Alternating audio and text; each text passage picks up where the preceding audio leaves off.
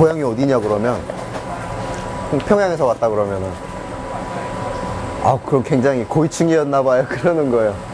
평양은 고위층들이 많이 사는데 시민 전체가 다 고위층은 아니에요.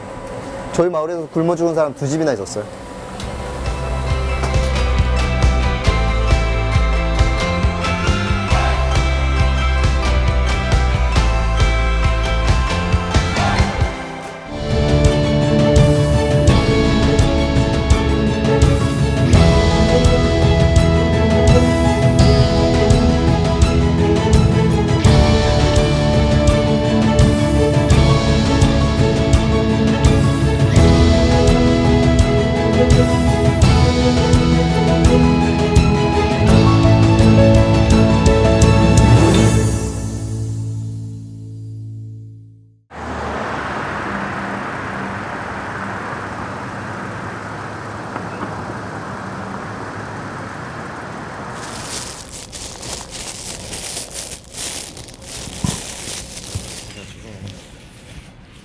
아침 일찍 가게로 나온 최우성 씨는 배달 준비가 한창이다.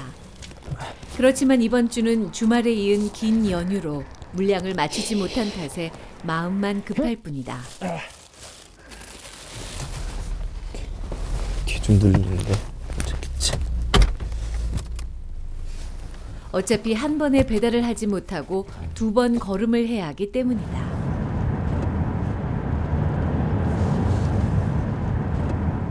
원래는 7군데인데요. 원래는 7군데 나가야 되는데 오늘 지금 물건을 다 그게 준비가 안 돼서 오늘은 일단 3군데만 가고 내일 또 4군데 마저 딜리버리 이제 해야죠. 최우성 씨가 뉴욕과 뉴저지 인근의 한인마트와 식당가에 순대를 공급해온 지도 4년째. 입소문을 타면서 배달 물량도 늘고 있다. 네. 4개. 하나 더. 예. 몇 개 들어왔어요? 아니요, 오늘 11개. 11개? 예. 11개면 200이 220파운드. 그리고 내일 또 올 거예요. 맛있어요. 어머니 그냥 지루하게 파는구만. 참아. 가져오신다. 아이고. 많이 팔려요. 여기는 먼 데서도 오시고 맛있다는 소문이 나가지고 먼 데서도 오시고 많이 와요. 일주일에 400파운드 내지는 500파운드 받아요. 저희가 이북에서 먹던 그런 진하고 깊은 맛의 그 순대와 그 한국식의 그 서울 순대 그 쫄깃하고 찰진 그런 순대, 그거를 접합시켜서 약간 퓨전으로 만든 거라고 생각해요. 저는 느끼하지 않고 약간 매콤한 맛도 있어요.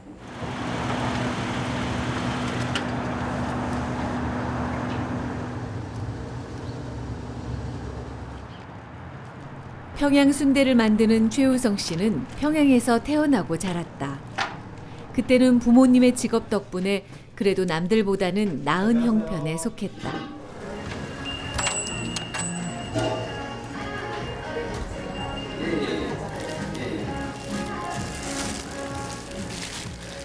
아버지가 군인이셨고 또 장교셨고, 그다음에 어머니도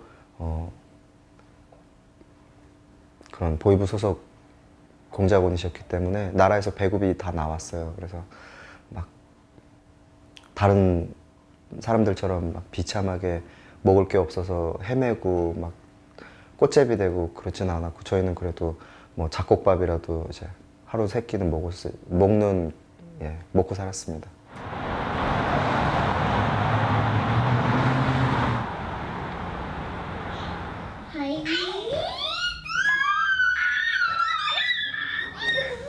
숙제하고. 일로 와, 다 나와. 아빠 그렇게 말씀하잖아. 응?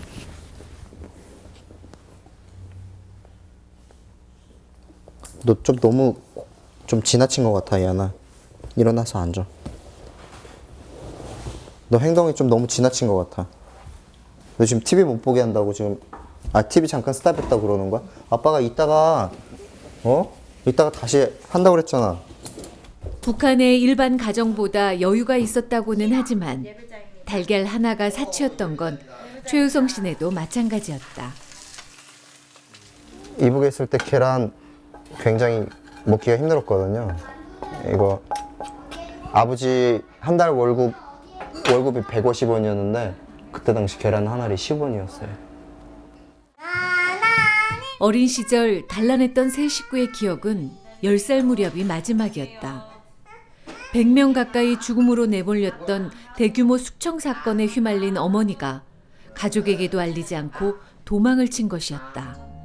어머니가 99년도 2월 달에 그렇게 탈출을 하셨는데 저는 이제 그때 당시 아버지랑 살고 있었고 그 사실을 어머니가 탈출한 사실을 이제 모르고 있었다가 그저 어머니가 뭐 행방불명되고 이제 뭐 사고를 당했는데 그 행방불명된 줄 알았어요.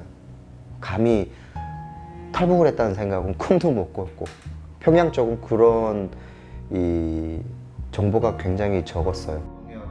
실종된 줄만 알았던 어머니가 4년 만에 어린 아들을 찾기 위해 몰래 사람을 보내왔다. 4-5번 찾아온 브로커를 주저하며 따라 나선 것이 탈북으로 이어질 줄은 꿈에도 몰랐다.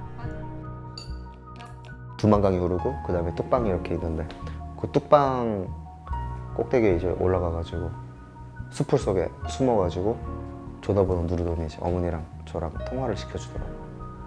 그때 어머니 목소리를 처음 들었어요. 그러니까 이제 어머니 목소리를 처음 들었는데 어머니 목소리인 걸 그냥 바로 알겠더라고요. 그래서 북한은 이제 행방불명자를 굉장히 감시를 많이 하거든요. 거기다 또 어머니는 국가보위부를 일을 하던 사람이 또 오죽했겠어요. 그런 생각이 다 교차되면서 이제 굉장히 많이 울었었는데 어머니가 그러시면서 이제 그 사람 어머니가 보낸 사람이 맞으니까 그 사람 믿고 그 사람 따라서 이제 중국으로 넘어오라고 그러시는 거예요.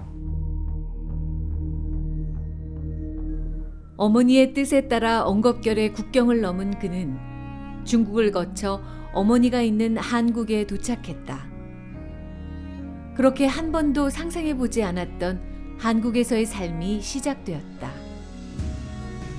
중학교에 입학하고 또래들과 어울리며 겉으로는 새로운 생활에 잘 적응해 나갔지만 속으로는 혼란의 연속이었다.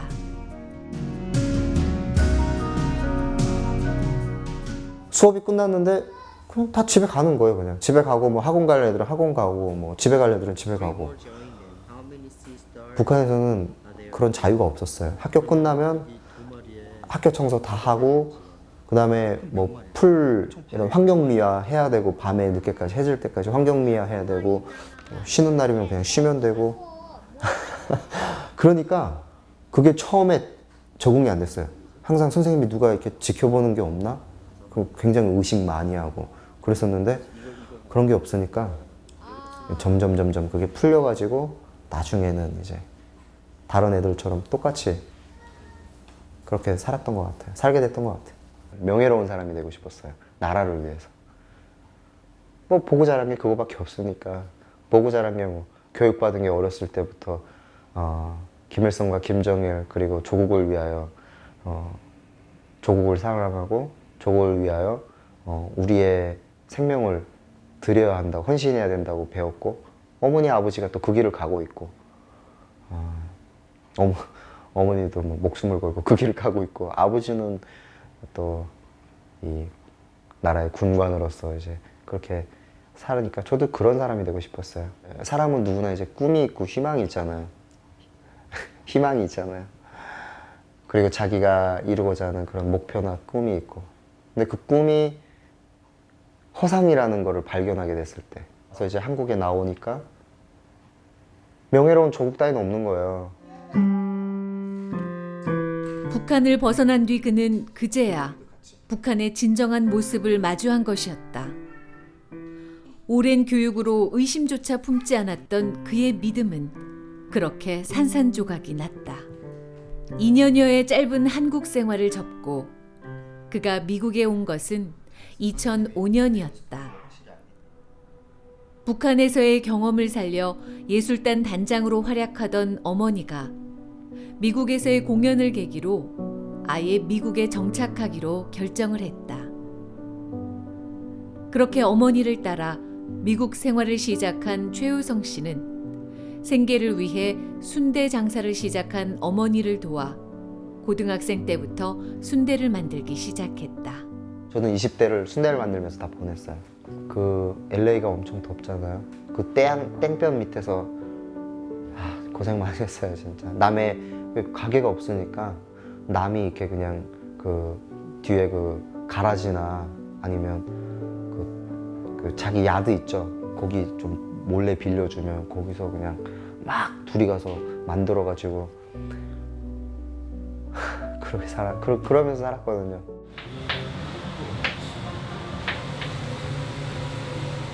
언어도 문화도 낯선 미국에서의 삶은 마음 붙이기가 쉽지 않았다.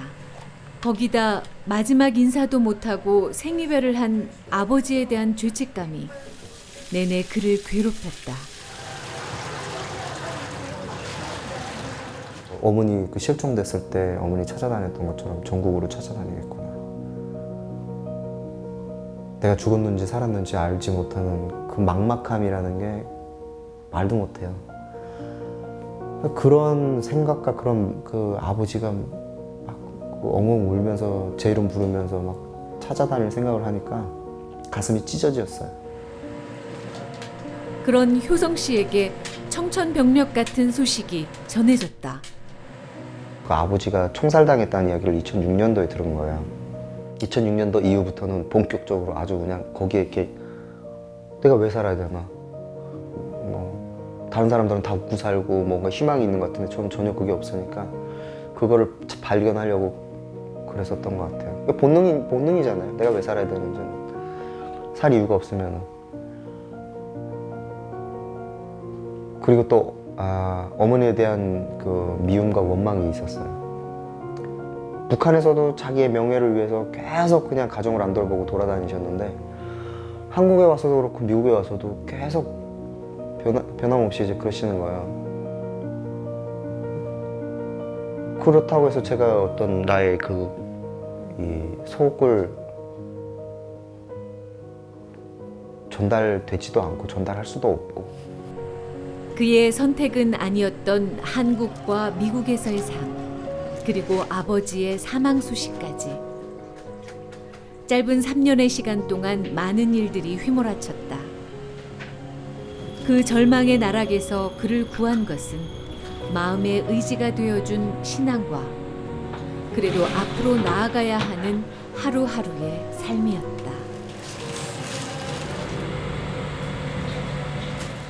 오늘도 새벽부터 순대를 만들기 위해 나온 최효성 씨.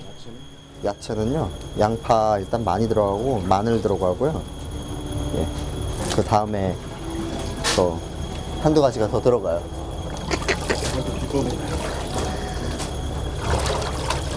이제 그런 거 하고 그 다음에 비율. 야채와 고기가 듬뿍 들어가는 것은 어릴 적 먹던 정통 평양 순대와 똑같지만 가장 큰 차이점은 바로 이 당면. 물의 온도와 시간을 세밀하게 맞추는 것이 관건이다. 이 당면은 저희가 처음에 순대 만들 때 쓰던 게 아니라서 이거 이 터득하는 거 굉장히 많이 실패를 많이 했어요.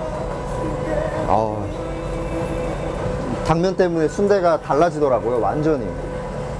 그 언젠가 이제 부모님 없이 제가 이제 혼자 하게 된 날이 있었는데 그날 역시 보조하는 거랑 실제로 이게 다 하면서 하는 거랑 다르더라고요. 새벽 3시에 끝났는데 근데 그날 순대는 이제 망쳤죠. 순대가 완전 죽이 돼가지고 그래가지고 아직도 기억이 나요. 한 200파운드를 만들었었는데 그러니까 220파운드, 그러니까 100kg 정도를 만들었는데 다 버렸어요. 처음 시작한 순대 장사에 고생도 많았지만 10년이 지난 지금 최우성 씨는 일주일에 1톤이 넘는 평양 순대를 만들어내고 있다. 고민과 실패를 거듭하며 찾아낸 평양 순대와 서울 순대 간의 맛의 조화. 여러 가지 재료가 많이 들어가는 최효성 씨의 평양순대는 찌는 게 아니라 삶아야 하는데 삶는 법이 훨씬 까다로워 터지기 일쑤다. 뭐 사람마다 순대 만드는 방법은 뭐 여러 가지 자기만의 스타일이 있는 것 같아요. 지금까지 많이 버렸고 많이 버려봤고 진짜 버린 것만 해도 아마 몇십 톤 될 거예요, 순대가. 평양 순대를 사람들한테 먹여봤을 때 그 사람들이 먹어보고 뭐 식감은 어떻다, 간은 어떻다, 뭐 느끼하거나 뭐 이런 맛이 있다, 뭐 그러면은 이제 그거를 조금씩 보완을 하는 거죠.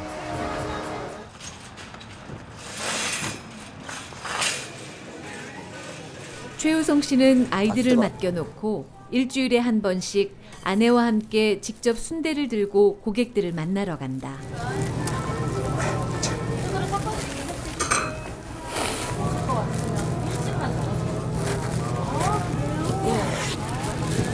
어서 오세요. 순대 맛보실래요?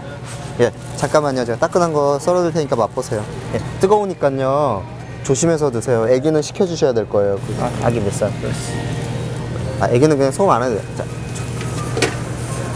자요. 현장에서 마지막으로 한 번 더 삶아내어 완성하는 평양 순대는 인기 만점. 멀리서 일부러 찾아오는 손님들이 많아 진공 포장기까지 마련했다.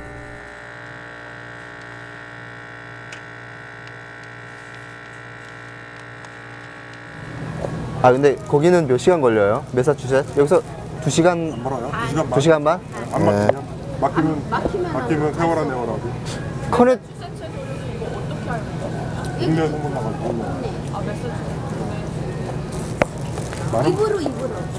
저희는 보스턴에 살아요. 근데 아이들이 한번 여기를 와서 이 순대를 맛보고 너무 맛있다고 얘기해 줬어요. 오소리 감투만요. 하루 종일 밥 먹을 시간도 없이 서서 일을 해도 부부의 얼굴에는 미소가 떠나지 않는다. 이 고단한 하루마저도 이제는 다른 누구를 위한 것이 아닌 온전히 자신들의 꿈을 위한 일이라는 것을 알기 때문이다. 북한은 사회적인 게 없고 다 정부에 소속이 돼 있어요. 직장을 다녀도 그 직장도 다 정부의 기관이고 농사일을 해도 다 정부의 농장이고 하기 때문에 그냥 모든 삶을 다 이제 컨트롤할 수 있는 거예요. 사상적인 부분, 정치적인 부분, 일상적인 삶의 부분 이런 것들을 다 컨트롤할 수 있으니까 자기의 어떤 개인적인 그런 게 없어요. 여기 나오면 이제 그런 게 없잖아요. 여기는 의식주 다 자기가 해결해야 되고 그렇지만은 그런 자유가 있고 또 탈북자들 같은 경우에는 이 사회를 또 모르잖아요. 이 사회를 모르니까 이 사회를 알아가면서 동시에 경제생활을 꾸려나가야 되기 때문에 그런 부분이 좀 아무래도 이중적으로 힘들 수 있어요. 하지만 삶의 목적이 있다면 어렵지는 않다고 생각해요. 예. 자기가 가야 할 길이 분명하게 있는 사람이라면 어렵지는 않을 거라고 생각해요. 그리고 그러한 opportunity, 그러니까 뭐라 그러죠? 기회라고 그래야 되나요? 그런 기회는 분명히 존재하고 있는 땅이고